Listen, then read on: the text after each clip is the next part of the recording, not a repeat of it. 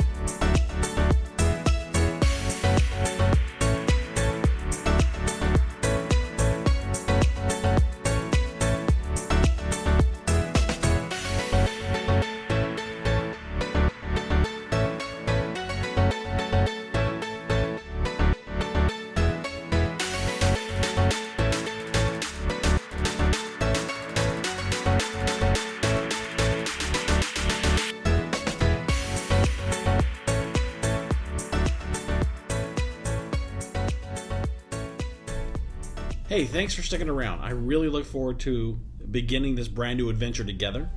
I know our mystery trips as a family have been some of the most memorable, wonderful experiences that we've had, and I believe that they'll stick with us and our kids for the rest of their lives. So whether you're traveling as a family or maybe as a friend group, I highly encourage you to try one of these mystery trips. They're a lot of fun. They're going to add a little bit of adventure to your everyday travel plans and make it something that maybe your family and your friends are going to remember. So when you're going to plan a mystery trip, where do you start? Well, pretty much the same place you do when you're traveling anywhere. When can you go? When you're looking at the calendars, you've got to look at the school calendars. You've got to look at a work schedule. Nowadays you have to add in sports calendars for all the kids. Maybe there's birthdays you can't miss. You'd like to miss, but maybe you can't miss. Or there's some important family events that are coming up that you just can't miss. Try and work around those. When you're taking a look at your work calendar, does your employer have a yearly annual shutdown for retooling or a time that you can plan around that? If you're one of our hardworking firefighters, police, medical staff, maybe you're working 312s and you have 4 days off in a row. That's a great time to plan a short mystery trip to take the family on. Or if you have summers off, maybe you're a teacher or working in Europe, you have a lot of time to play with.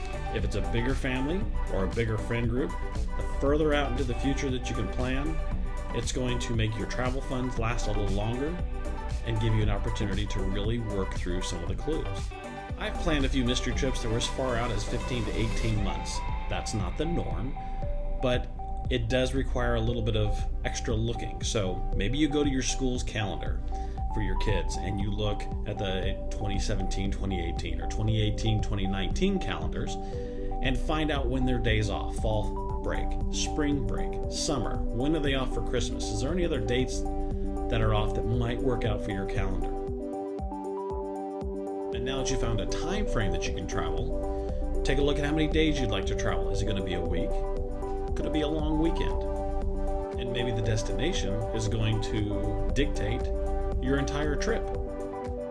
That's where I'll spend a lot of my time today in this video, is to provide you with some great resources, maybe some video links to some really, really cool destinations. There's a lot of people out there that travel for a living that have some great ideas.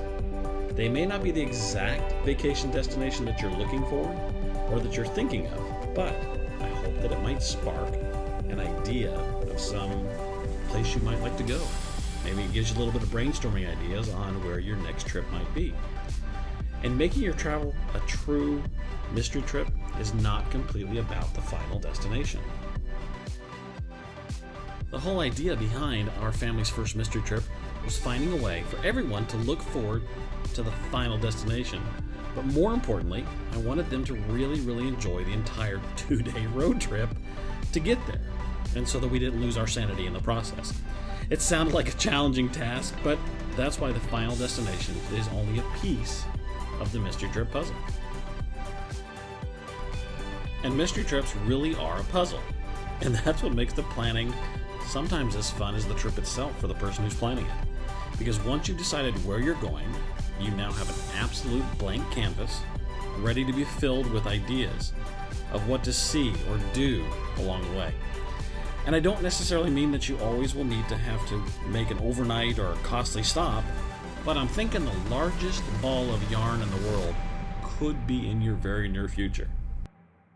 Obviously, I'm not being serious, but realistically, the kids typically would get a clue anywhere from a week or 2 weeks out, and sometimes it was just something simple like, what is the weather in the destination that we're going? Or, open your next clue on the morning of. Or maybe it's a packing clue. So you can see where this channel is going to go in all of these different ideas behind setting up the trip, having the clues for the trip, really creating mystery around it, and making it just a fun time. So one really quick mystery trip trick is to pick a mile marker, maybe 35 miles down the road, and have that be where they get their second clue or first clue of the morning.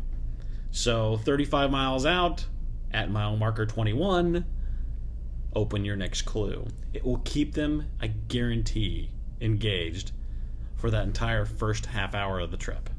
And then they're anticipating what's coming next. So you just kind of roll through those clues one after another throughout the course of the day. Maybe the next clue takes you on a destination of, well, it's time for a snack. So let's get back to looking at the destination. Once you have chosen the destination, you're going to want to have access to either a computer or your phone or iPad or Android device, something that you can start looking up on Google Maps. So you're looking at, let's say your starting point is Albuquerque, New Mexico, and you're driving to Disneyland. Maybe you're going to take I-10 or I-40. You have that giant blank canvas between you where you can bring up, look on Google Maps, and start looking at some of the different things or places that are between you and them. Maybe it's 35 miles out, maybe it's 100 miles out. Maybe that's where you're going to have lunch, and maybe there's a cool little town or a cool little lunch spot. Or maybe it's just something simple like McDonald's and it's a playland if you've got kids, but you could give them some hints and clues along the way, and they're not going to know where they're going, but you could hint at there's some fun activity coming up. So when I talked about setting up a clue of a place that you might be passing along the way, I'm out here in 105-degree heat, just outside of the city of Yuma, and we just passed mile marker 43. So in the clue you could say, as you approach mile marker 43, look for the smallest church in the United States. And this is what you would find. You turn off the road, you're in the middle of a farm area. There is corn off to here and cotton off to our left. So let's take a look at the pit stop you chose to make. Inside the smallest church in America, 6 little pews, nice pulpit up front, and you've just taken a break. You've given the family, friends, or kids a chance to have something to look forward to. And after they've looked through the church, taken a look outside, maybe walked around the ranch area here, you're ready to get back on the road. But it's a quick stop, and it fits really well into the clue. So now that you've seen the smallest little church in America, you've taken a break, given a chance for everybody to stretch their legs, and this made a great clue. This is just one example of what we've done in the past and what I would recommend in building your mystery trip and developing clues for that. Let's head on down the road and keep this mystery trip going.